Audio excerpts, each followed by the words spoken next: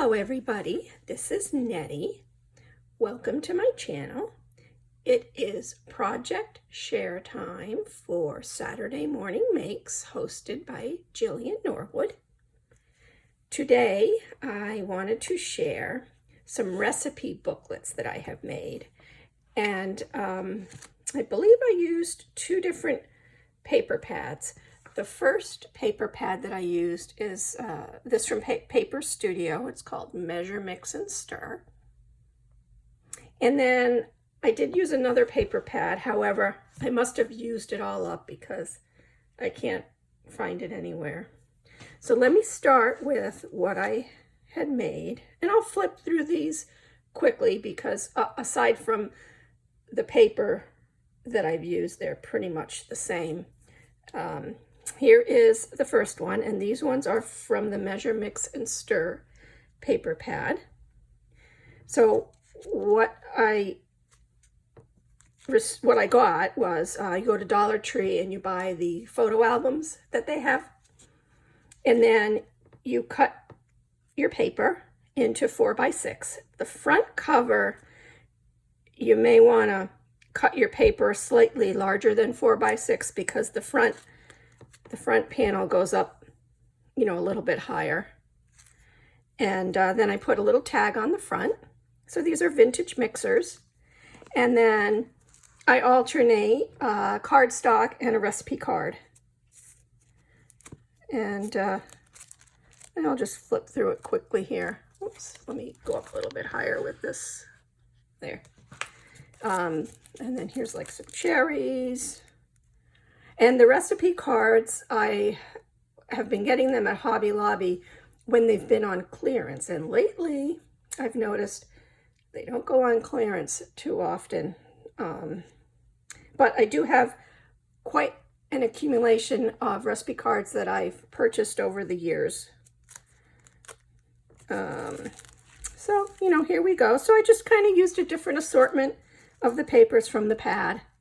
And then the recipe cards, I tried to keep them all the same design. Well, except for this one. See, some of them I included another design. Probably because I didn't have a full 25 of anything at the time when I made the recipe book. But so here's, that's what this one looks like. And I also just did a ribbon, and I tied it around.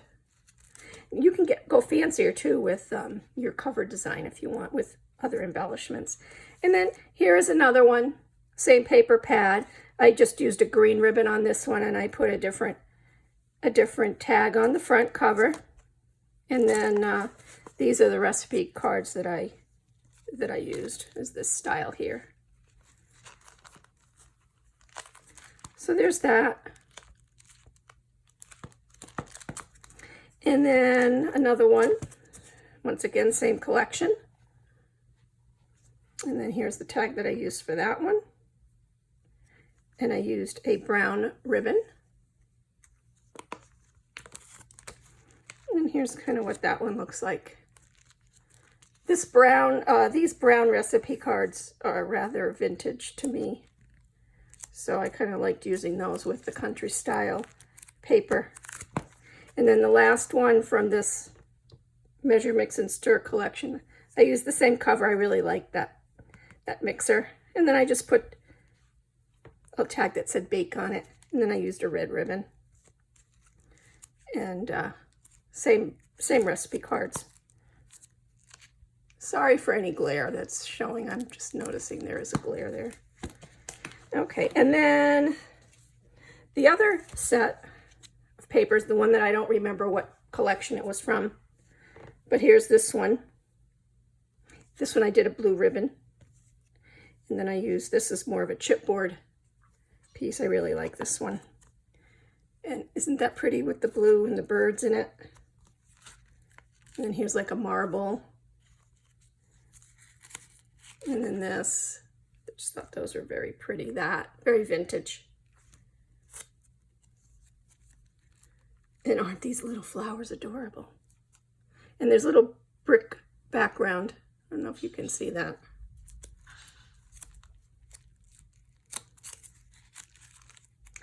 This must have been a smaller collection of paper because I noticed I've got some repeats. I try not to repeat, but if you have to, that's okay. Got the roosters on the chairs.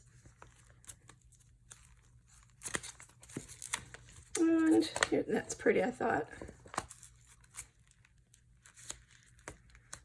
So there's that one. And then there's this one. Food tastes better when you eat it with your family. Green ribbon. And then here's that one I used, this black trimmed edged recipe cards. That roosters, those are pretty. And the cows.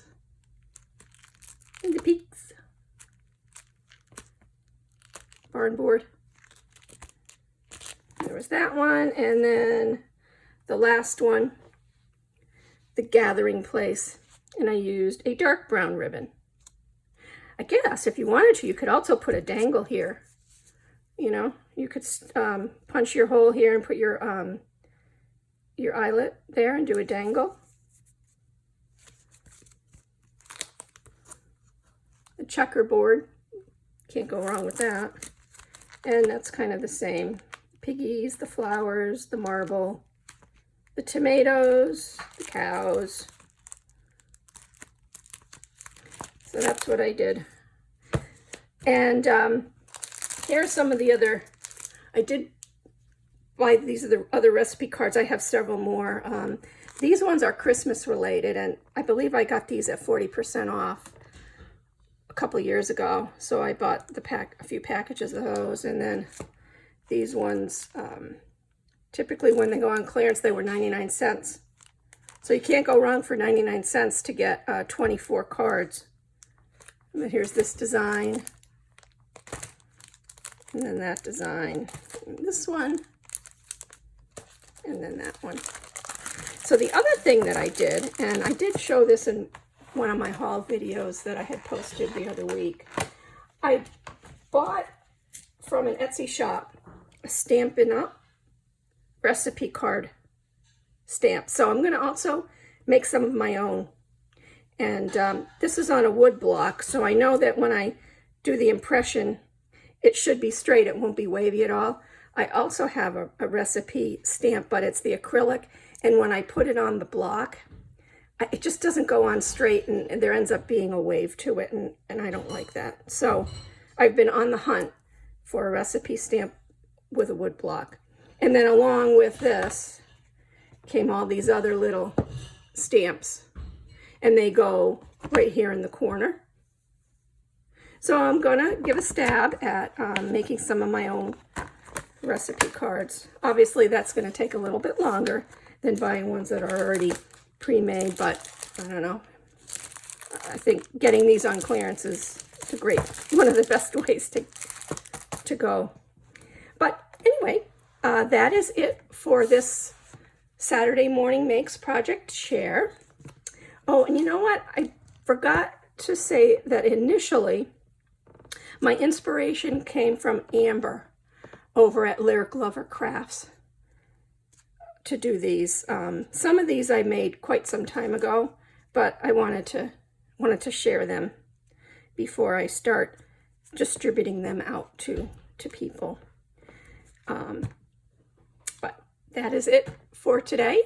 I hope you enjoy your weekend. Thank you very much for tuning into this video. Take care. Till the next time. Bye.